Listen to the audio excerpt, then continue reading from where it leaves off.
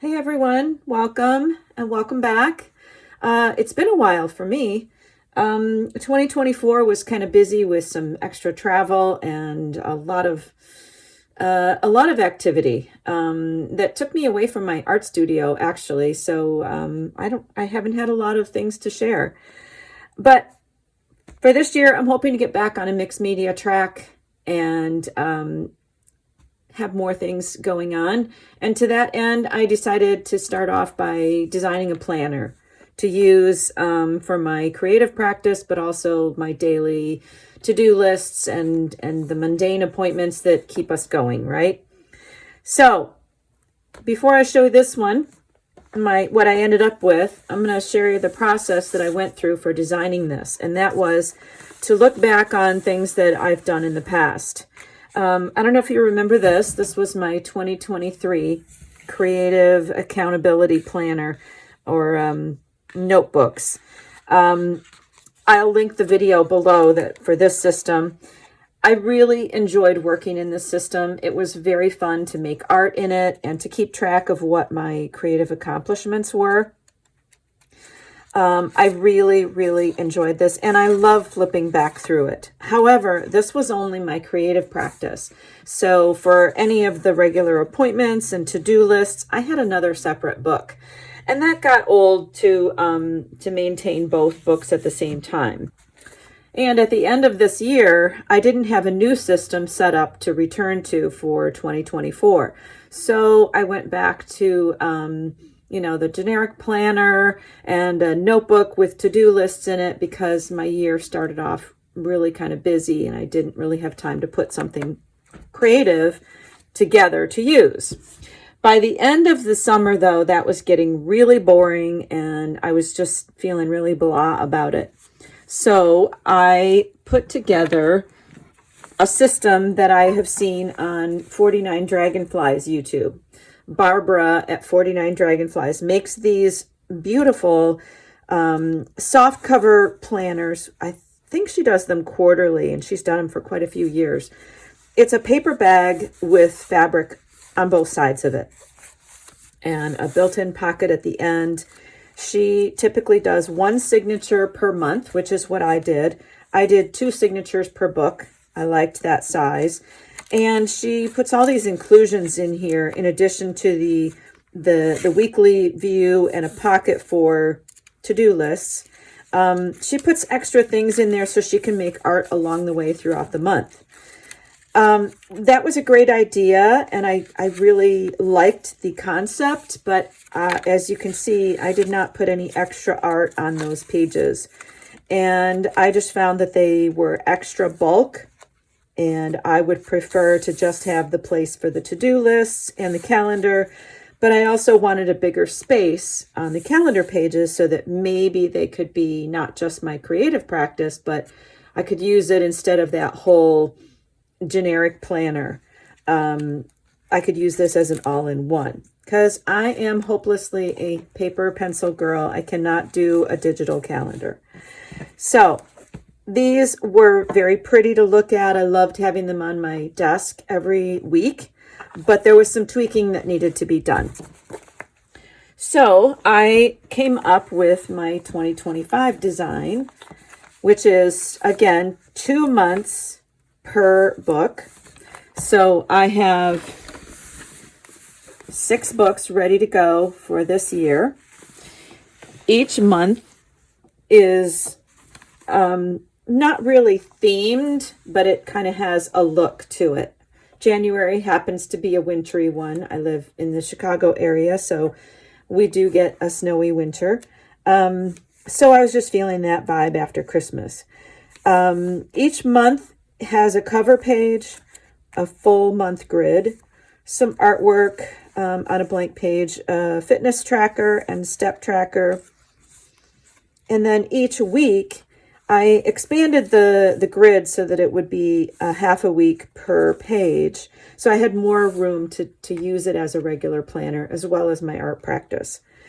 So each week is a 2-page spread, and then I created a pocket in between, and that can hold my to-do lists and any other things that I might want to slip into that week. And it's pretty artwork to keep open in front of me, no matter which half of the week I'm looking at. So far, what are we, 7 weeks into the new year? This is working out great. I really love it. I love the fact that I get artwork to view each week that's different. I love the little pocket for my to-do lists. And some weeks are, it's more than one piece of paper that goes in there. And it seems to be a really good system for me. And then at the end of each month, I have 2 pages that are blank. And just like in this creative accountability book, at the end, I had photos of any projects that I made throughout the month. I can put those in here as part of kind of a creative project tracking sort of thing. And in addition, I can use the end of the pocket, or the pocket at the end of the book, which I have in each of these books. So each month has a theme or a look. These first 2 do seem to be, seasonally themed, but they're not all that way. Really enjoying the artwork for every week, though. And I love the fact that I was able to start the year off with a creative win. I'm really happy with the digital images that I showed, or that I showcased in these books. And I'm going to share beneath this video a list of some of my favorite sources for digital art. And it was very fun to use up some of these things, as well as dipping into my scrapbooking stash. A lot of these are supplemented with scrapbooking papers and elements that I had, that I have collected for a long time. And even just little scraps. It was a very fun way to use up some of that and to combine things in a fun way. So as I said, each month has a different look. While the layout for each month is the same, the artwork is different. I used a lot of different digital artworks. I've listed below some of my favorite designers. And I created different art on each of the pockets. And while I still had this whole creative mess out, I decided to try to use some of my scraps to make cards. And if you stick around to the end, there is a bonus where I'll share some of the cards that I made inspired by these. So it's going to be very fun throughout the year to look back on these, especially since, by the time I get to the fall, I'm going to forget what these look like. So it'll be really fun to already have them finished and ready to go through. So I'm trying to flip through really quickly so you can see that each one has a slightly different look and artwork to it. But it helped to start with a basic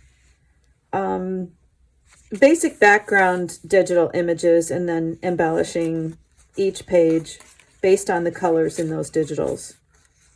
And some of them are quite different. And I put some together in a kind of an eclectic manner, but I think they still came out looking very cohesive in a month.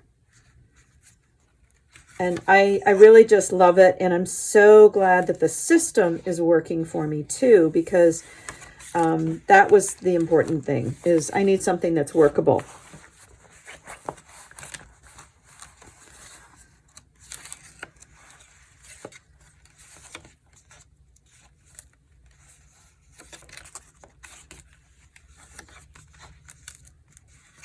I really enjoy flipping through these and looking at it. I'm really happy with how they came out.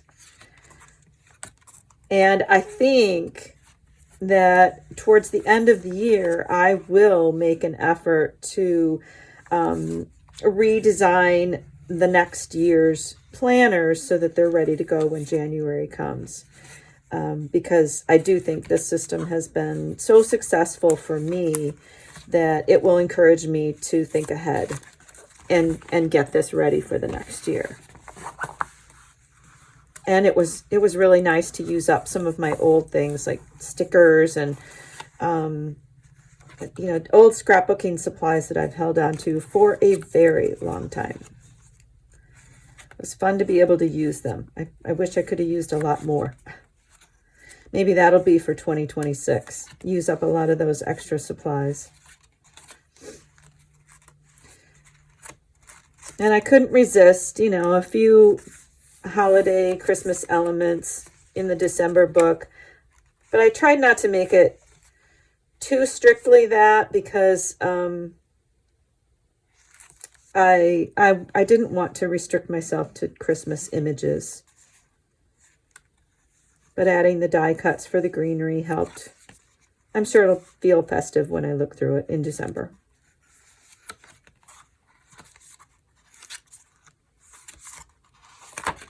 So that's my planner. Thanks for coming along, and stick around for the bonus where I'm going to show you some of the cards that I made based on the artwork that I did in the planners. So as I said, I made some cards using the extra scraps from doing the planners, and I really enjoyed the artwork that I put on the pockets and thought they would translate really well into cards. So here is the ones inspired by my January.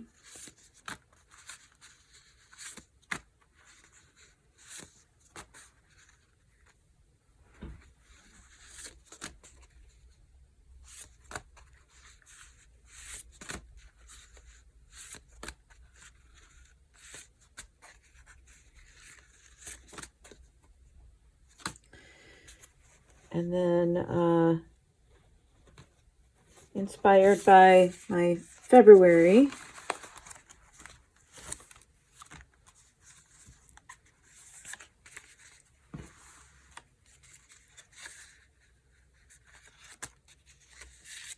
I made a few more of these, but I've used them already.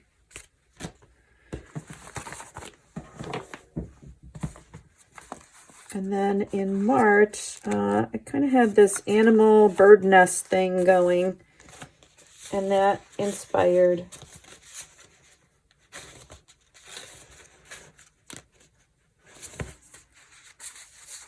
more of those.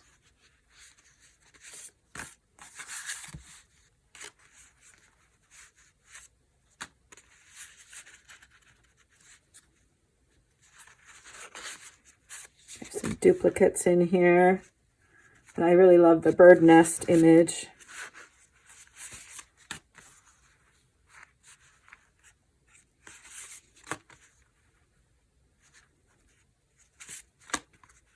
And this is one of my favorite digital images, that rabbit with the paint palette.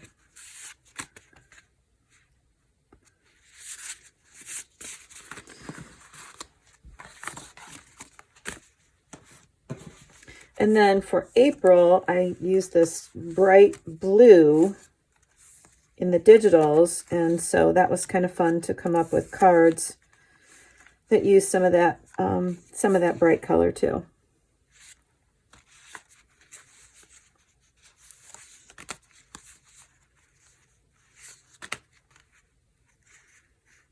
A lot of digital kits are really great to think of for card making, because some of them have like these tickets or these tags already in the kit, and they make great card elements.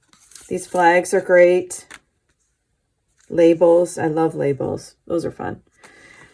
So that's as far as I got before it was time to put the mess away and be done with it. But I think that I will probably return to making cards out of these as I get into these new books and see some of the papers that I've pulled out. So I'm really, really excited to have started the year with a creative win. And I'm hopeful that you have also started your year creatively. Thanks for coming along, and I'll see you next time.